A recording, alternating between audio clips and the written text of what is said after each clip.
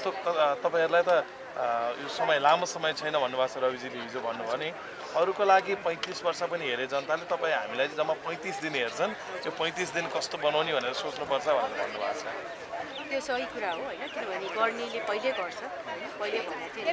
त्यसले गर्दाखेरि चाहिँ हामी केही गर्छौं भनेर आएका छौं हरेक जना मैले हिजो अब 2 दिनमा ओरिएन्टेसन प्रोग्राममा सबैजनालाई भेट्ने मौका पाएँ सबैसँग कुरा गर्ने मौका पाएँ सबैजनामा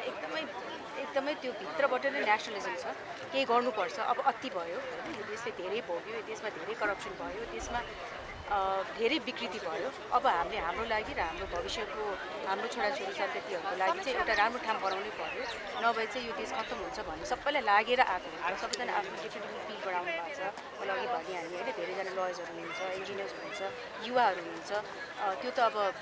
दिक्क भएर यो बनेको हो र जनताले पनि त्यही अनुसारको हामीलाई आशीर्वाद दिएर पठाउनु भएको छ सो आइ एम स्योर हामीले चाहिँ अब केही राम्रै गरेर देखाउँछौँ राजुपाले भन्ने मलाई एकदमै मेरो लास्ट क्वेसन चाहिँ पहिला यो भोग्नु परेको विशेष गरी तपाईहरु जस्ता उद्योगीहरुले भोग्नु परेको पीडा थियो कुनै पार्टीका लागि चन्दै दिनुपर्ने त्यो पार्टीलाई पालन पोषण गर्नुपर्ने र अझ भन्नुपर्दा कुनै पार्टी सरकारमा गयो भने त्यो सरकारका लागि चाहिँ जीवनभरि पालेर बस्नुपर्ने अवस्था हुन्थ्यो अब तपाईहरुले त्यो नीतिलाई अन्त्य गर्नुहुन्छ तपाई पनि त अब सदनमा हो तपाईको पार्टी नै अब सरकारमा हो त्यो नीतिलाई अन्त्य गर्नुहुन्छ उहाँहरुको मेन डीएनए हाम्रो मेन भाषापत्रमै जीरो टलरेन्स टुवर्ड्स करप्सन भन्नुभएको छ हैन कसैले पनि करप्सन गरेको घुस खाएको अथवा घुस लिएको भने चाहिँ तुरुन्तै कल टु रिकल पनि छ हैन त्यसले गर्दाखेरि चाहिँ त्यो अवश्य पनि चेन्ज हुन्छ किनभने त्यस्तो विकृतिहरु समाजबाट नगएसम्म देश विकास हुन सक्दैन त्यो चाहिँ अन्त्य हुन्छ तपाईहरुले गर्नुहुन्छ नि अन्त्य अवश्य हुन्छ त्यति भयो भने पनि देश बन्छ नि अफ कोर्स देश बन्नै पर्छ अब हैन हामी सबैजनाले देश बनाउनै पर्छ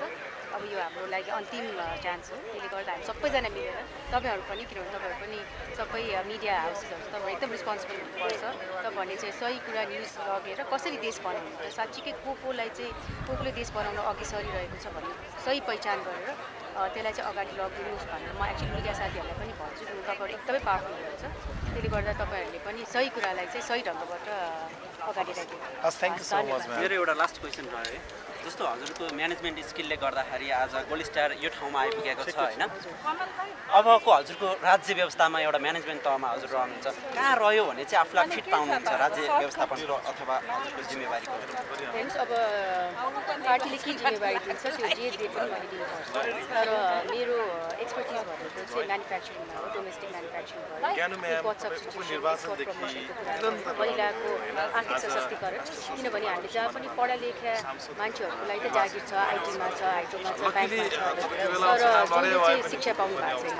उहाँहरुको लागि पनि त एउटा जब क्रिएसन गर्नु पर्यो त्यो भनेको चाहिँ म्यानुफ्याक्चरिङले गर्न सक्छ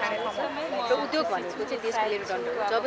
जब उद्योग धन्दाहरु नेपालमा धेरै बढ्छन् तब चाहिँ धेरैभन्दा धेरै रोजगारी पाउने अवस्था हुन्छ त्यसले गर्दा अब चाहिँ हामीले कस्तो ठाउँ बनाउनु पर्यो भने नेपालमै सबैजना युवाहरु बसेर र नेपाल आमा छोडेर चाहिँ छोरछोरीहरु बाहिर जानु सबै यही काम होस् र यही चाहिँ एकदमै इज्जत आफूले इज्जत पाएर रिस्पेक्टफुल जब पाओस् जब क्रिएसनमै हाल्छ जस्तो हजारौं लाखौं अहिले पनि बेरोजगारीको चपेटामा बाहिरिनु पर्ने अवस्था छ भिजा लाएर अहिले पनि हजुरको भिडियो हेर्दै गर्दा पनि उडिरहेको अवस्था पनि छ ती रोकिनका लागि चाहिँ हजुरको प्लानिङ कस्तो रहन्छ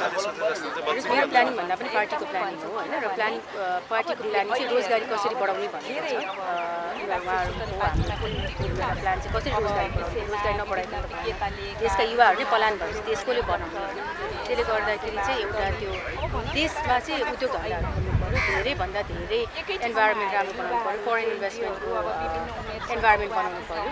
विदेशीहरु किन आउनु त यहाँ राम्रो एन्भाइरोमेन्ट भयो भने यहाँ पोलिटिकल स्टेबिलिटी भयो भने त नेपालमा जसले पनि इन्भेस्ट गर्न आउनुहुन्छ त्यसले गर्दा चाहिँ हामीलाई एकदम ठुलो मौका पनि हो यो मौका चाहिँ हामीले राम्रो धन्यवाद